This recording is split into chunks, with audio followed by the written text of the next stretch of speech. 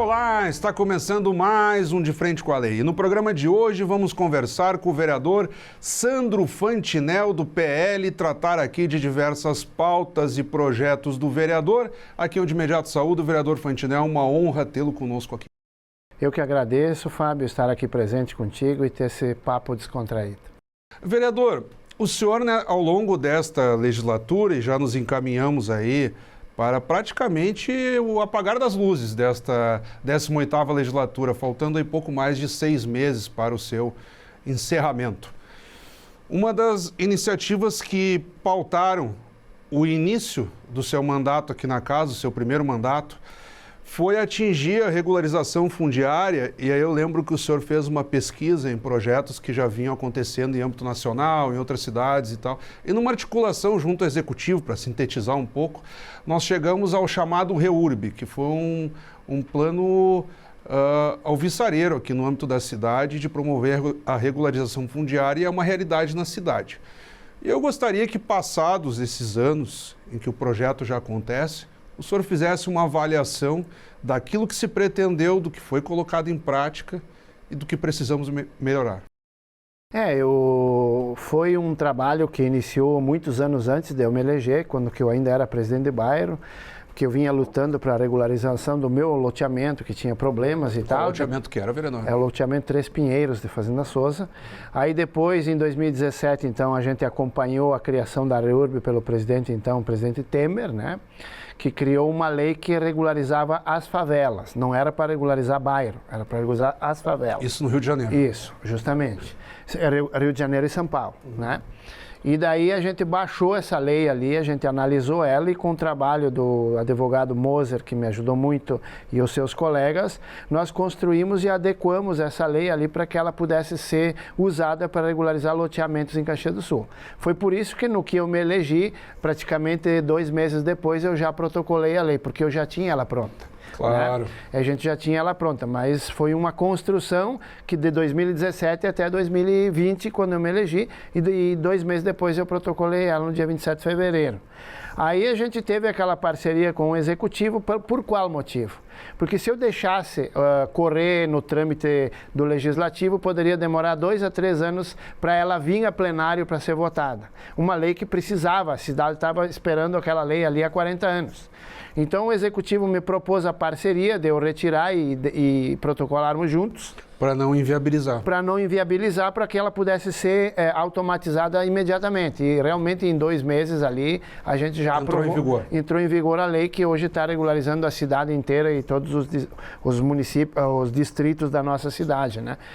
Hoje ela apresenta alguns prós e alguns contras, porque hoje eu visitando as comunidades que estão regularizando, o que a gente nota? Que todo mundo quer regularizar.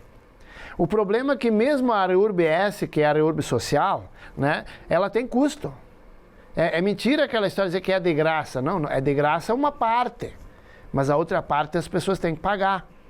Então teria que se criar algum mecanismo agora que pudesse captar recursos federais, né, ou até mesmo estaduais, visto que o município não tem como, né, para que pudesse dar uma força, ou dar uma ajuda ou custear parte desse custo que ela tem para regularizar essas famílias que não têm condições de pagar. Então a REURB-E, por exemplo, que é a REURB que o pessoal tem mais condições, que é aqueles que podem pagar, mesmo ali, que nem o meu loteamento, é a REURB-E. Tá? Nós já tivemos aí um custo de R$5.000 cada terreno para fazer a burocracia, a parte burocrática. Aí, o que vai acontecer agora? Agora, em janeiro, nós vamos receber a certificação de propriedade, né? No caso de regularização. Aí vem o quê? Dali para frente vem o custo da infraestrutura. Claro. O custo da infraestrutura, para nós poder ter a matrícula, para nós poder ter uma escritura, são mais R$5.000. Mínimo, né? Sim, mais 5 mil. Que inclui o quê? Esgoto, tratamento de água, calçamento, pavimentação, aquela coisa toda, né? Então, muitas dessas famílias que já fizeram um parcelamento para pagar esses 5 mil, agora mais 5, talvez tenha muitas famílias que vão dizer, eu não tenho mais condições. E aí nós temos um problema burocrático que diz o seguinte, que se as pessoas não assinarem o compromisso para fazer essa pavimentação em 4 anos, que é o prazo permitido, se perde tudo o que foi feito. Claro. Então isso nós temos que começar a tentar analisar, construir, ver uma forma. E eu já vou aqui, para todos que nos assistem, eu vou lançar já uma ideia que vai ser não é nenhum projeto, mas é uma indicação, talvez será um projeto, né? Que as associações de moradores possam assumir perante a empresa que está regularizando, elas possam assumir, o compromisso dessa pavimentação, dessa infraestrutura, e que elas possam, através dos vereadores que representam aquele bairro, aquela comunidade, aquele loteamento, que esses vereadores possam captar recursos com deputados federais e dirigi-los a essas AMOBs, para que essas AMOBs cumpram com esses requisitos. Então, livraria aquela comunidade mais carente ou aquele que não tem condições de pagar, de realmente poder ter o seu direito à escritura, à matrícula, sem que todo o trabalho que tenha feito até aquele presente momento seja perdido. E, vereador, o senhor visivelmente continua tentando trabalhar numa espécie de equilíbrio entre os atores envolvidos, seja o loteador, o cidadão que adquiriu, o poder público. E como é que o senhor vê a origem disso? Porque a regularização fundiária, claro que não em todos os casos, mas em boa parte, ela precisa atacar muitas vezes processos que começaram inadequadamente. O loteador lá que ocupou um espaço que não deveria, aí se vale de famílias humildes que não têm condições financeiras e acabam muitas vezes sendo enganadas, aí o prefeito, o secretário se vêem pressionados a colocarem lá aparelhos públicos como água, luz, saneamento básico e por aí afora. O senhor já vê o passo a passo quase que completo para não ter que ficar sempre resolvendo o problema depois de instalado? Isso vai depender muito, Fábio, dos políticos que a gente tem. Porque a maior parte dos problemas que você acabou de apresentar, nós tivemos graças a políticos corruptos que ocuparam essa casa no passado. Inclusive, eu, por valor ético, não faço nomes, mas no meu loteamento, uma parte do meu loteamento está dentro da bacia de captação. Ou seja, quando foram vendidos os terrenos irregulares, né, o que acontece? As pessoas não podiam ter água. O SAMAI não ligava a água. Por quê? Porque não podia ligar. Era bacia de captação e era irregular, era bacia de captação. Não podia ligar a água, entendeu? Aí, políticos, para ganhar voto, que tinham um certo poder dentro do SAMAI, foram lá e colocaram os contadores de água. Entendeu? Então, colocaram os contadores de água numa área irregular, eles contra eles, para que depois viesse a estourar no bolso de quem? Do mais humilde, aquele que precisava. E aí aquele mais humilde agora ele encontra um problema sério, que está enfrentando ainda até hoje, né, de conseguir destacar essa situação ali, entre bacia e não bacia, para poder ter o instrumento de propriedade, que é um direito dele. Então nós precisamos que o povo comece a refletir em quem coloca aqui dentro. Tem que ser pessoas transparentes, que não usem o poder político para se autopromover, mas que trabalhem para a comunidade, de forma correta, de forma honrada. Eu posso não estar aqui o ano que vem. Isso é normal da democracia. Mas com certeza, se eu não estiver aqui, daqui eu saio de cabeça erguida e ninguém vai poder dizer, o cara não fez isso ou o cara se aproveitou daquilo. Então nós precisamos pensar muito nesse fator ali. Eu acho que a REURB é a solução. Temos que fazer alguns ajustes, que a gente viu no andamento da carruagem, que tem que ser feito alguns ajustes. Eu estou à disposição, a minha equipe está à disposição. O senhor já colocou aqui, a propósito, possibilidades de existe essa possibilidade, é uma ideia minha, é importante que fique registrada, né? É uma ideia minha, que a gente construa uma parceria entre a AMOB com o vereador que representa, o vereador com o deputado, e que o deputado consiga, através da prefeitura, mandar emendas para aquela AMOB, para que ela custeie aquela infraestrutura daquele loteamento. Vereador, nós vamos fazer uma pequena pausa. E para quem está nos acompanhando aí, já na volta, trataremos aqui de parcerias público-privadas a partir de iniciativas do vereador Fantinel. Continuem conosco.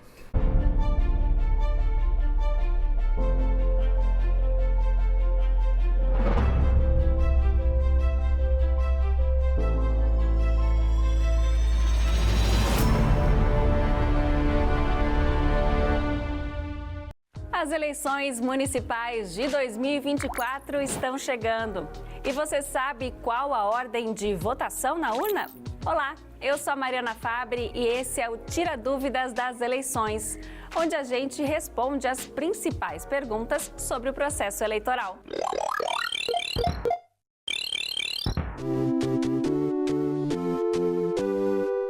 Na hora de votar, você deve escolher primeiro uma candidata ou candidato ao cargo de vereador.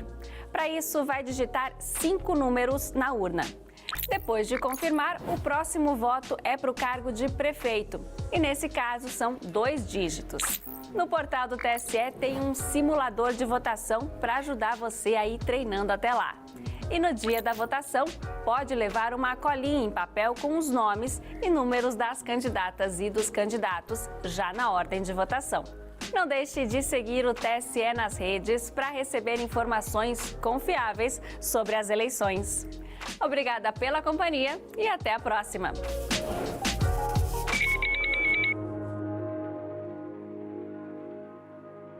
A dengue ainda não tem um tratamento específico.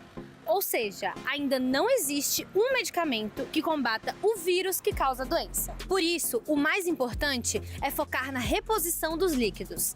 Beba água, se alimente bem e não se automedique. Isso porque existem medicamentos que podem agravar a doença e até mesmo causar sangramentos. O recomendado é repouso, ingestão de líquidos e buscar o serviço de saúde, principalmente se houver sinais de alerta como sangramentos, tonturas, dor abdominal ou vômitos persistentes.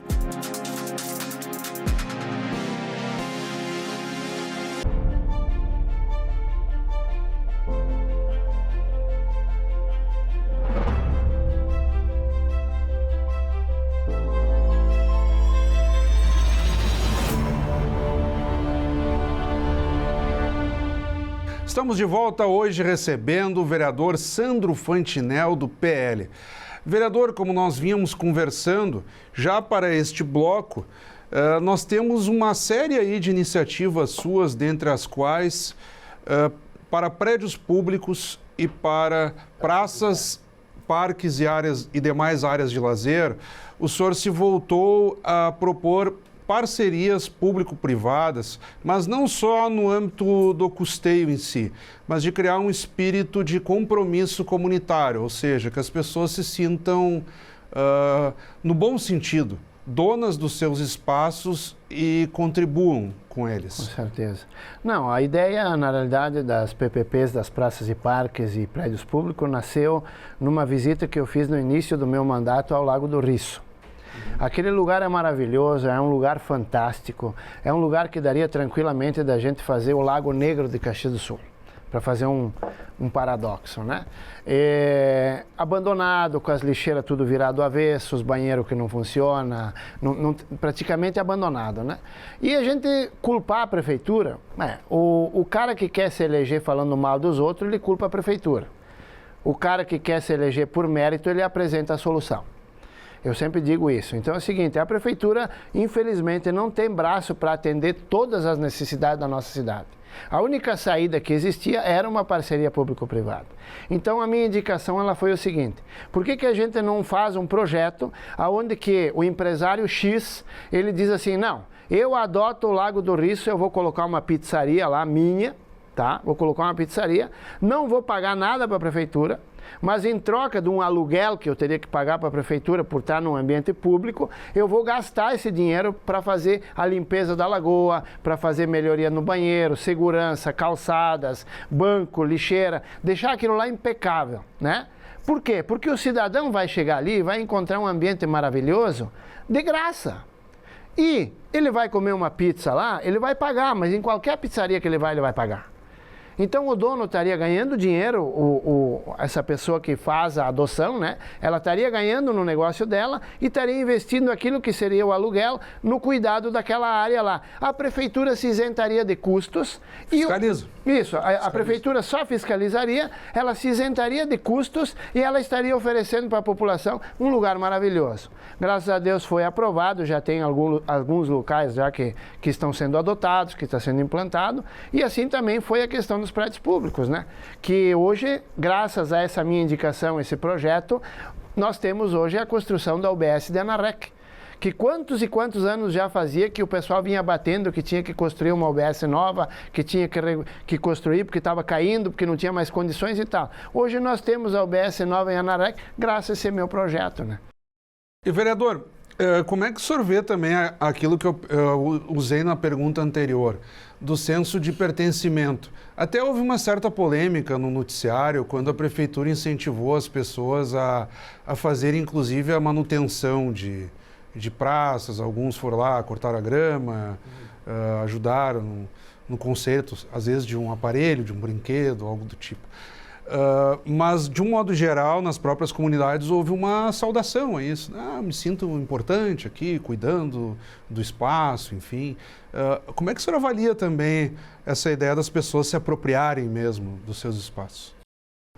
Seria muito bacana se não fosse utópico, né? Porque as pessoas dizem, eu quero fazer. Elas vão lá, fazem uma vez, depois não vão mais. Elas vão esperar que o outro vá, porque eu já fui. E aí o outro pode não ter a mesma vontade daquele que foi por primeiro. Aí aquele que foi por primeiro vai ter que ir de novo, se ele quer ver limpo. Então a gente fazendo esse destacamento, entregando para a comunidade um ambiente que funciona, um ambiente louvável, né, limpo, bonito, com segurança, com tudo o que precisa, de forma gratuita, como sempre foi, né, mas tendo um zelador que faz esse trabalho com um compromisso firmado, né? A gente tem essa tranquilidade, porque depender da população, essas enchentes mostraram que o povo, quando se une, consegue fazer as coisas. Mas isso são coisas pontuais. Validade. Isso, são coisas pontuais. Porque também aquele cidadão mais pragmático, ele vai dizer o seguinte, olha, eu pago meus impostos, então o mínimo que eu espero é que o poder público vá lá e faça. Isso, o que eu mais ouço, por exemplo, no interior, e me entristece falar, mas é uma realidade, né? Que tem muita gente que chega para mim, principalmente o pessoal mais da agricultura, que diz assim, mas a gente paga um monte de imposto e a Codeca não passa a buscar o lixo. Mas ninguém paga a taxa de lixo lá. Eles pagam o INCRA. A Codeca é uma empresa contratada, ela tem que receber para trabalhar. Então, a cidade, todo o pessoal que mora na área urbana paga a taxa de lixo, paga IPTU, como eu pago, sempre paguei. Sim, a IPTU e a taxa. Né? Isso, IPTU e a taxa. Então, o que é que paga as despesas da Codeca? É a taxa do lixo. Se não tem a captação da taxa do lixo, como é que a empresa consegue dar a volta? Aí ela chega nessa situação que ela se encontra. Então nós encontramos aí os pró e os contra do pessoal. Mas eu pago imposto. Mas qual imposto? Para aquele serviço que tu está pedindo, que tu está cobrando, para aquele serviço pontual lá, tu paga imposto? Mas nisso que o senhor levanta, por exemplo, nas comunidades do interior, e o senhor vivencia essa realidade até por ser de Fazenda Souza, mas não só isso. Eu sou muito pressionado. E o senhor transita por outras localidades também. Como resolver, a propósito, essa parte da coleta? Seria o caso de ampliar o quadro da Codeca e até o processo de cobrança? Ou, de novo, uma PPP, estender essa lógica? É um setor muito complexo, tá, Fábio? A Codeca é um setor muito complexo. Eu, por exemplo, fiz indicações que estão nos anais da nossa casa, né, que hoje a Codeca poderia ser uma usina de gás natural. Né? Eu trouxe um engenheiro de Israel, inclusive o representante dele, veio falar com a Adiló junto comigo na questão de colocar o biogás nas escolas. A outra empresa ligada àquela do biogás, ela teria condições de colocar naquela época lá, que foi o primeiro ano de mandato, uma usina na Codeca para fazer gás do lixo orgânico. Nós estamos falando de 2021. Isso, para a coleta do lixo orgânico, transformá-lo em gás engarrafado, vender em botijão, tanto para veículos como para uso de casa, né? O que falta para colocar em prática isso aí, vereador? Que é uma pauta que volta e meia aparece e não anda. Né? Falta vontade. Porque, para ti ter uma ideia, naquela época, a empresa do Rio de Janeiro disse que com 5 milhões de reais ela instalava essa usina no lixão, né? Lá onde que a Codeca deposita os resíduos, né? Só que daí eu te pergunto, quantos 5 milhões nós já demos para a Codeca? Podia ter sido investido ali. Poderia estar solucionando o problema, poderia ter resolvido o problema. Inclusive, o engenheiro disse para mim que o gás custaria a metade do gás que a gente compra hoje. né? Então, são coisas que tem que ter vontade, tem que ter coragem, porque tu pode fazer um investimento desse e daqui a pouco pode dar alguma zebra. Então tem que ter coragem, tem que ter punho de ferro e tem que ter agulha, né? Vereador, nós estamos aí nos aproximando da reta final do programa, um pouquinho menos de 2 minutos, então o senhor ainda tem um tempo relativo. No que eu devolver a palavra ao senhor, quem está nos acompanhando neste momento na tela já visualizará os seus contatos para envio de críticas, sugestões ou elogios ao senhor. O espaço ainda é seu para as considerações finais. Fábio, eu faço um agradecimento à casa, à TV Câmara, agradeço a todos aqueles que estão nos assistindo e dizer que se a gente tem vontade, a gente consegue fazer, tá? A gente não consegue no mundo público fazer o que se consegue fazer no mundo privado. Isso é impossível, tá? O mundo público, graças a uma coisa chamada democracia, né? Ele é muito enrolado. O que tu consegue em 30 dias no privado, tu demora 1 ano no público. Então tem muita gente que diz, mas como é que demora tanto? É assim, infelizmente, tem que passar por muitos setores, tem que passar por muitas comissões, tem que passar por várias secretarias e todo mundo tem que estar de acordo, tem que vir para a Câmara e todo mundo tem que estar de acordo para que aquilo aconteça. Se tiver um que não está de acordo, volta tudo para trás e começa de novo. Então nós temos vários problemas aí que, infelizmente, não é culpa do prefeito, do vereador, do secretário, mas é culpa do sistema que nós ocupamos no nosso país. É a chamada democracia. É bom porque a gente tem liberdade, a gente pode discutir, mas ela também tem seus entraves, que é a burocracia. Vereador, mais uma vez, muito obrigado. Eu que agradeço a todos. A honra foi toda nossa, como sempre. Acabamos de conversar então com o vereador Sandro Fantinel, do PL. Obrigado pela audiência. Até o nosso próximo encontro.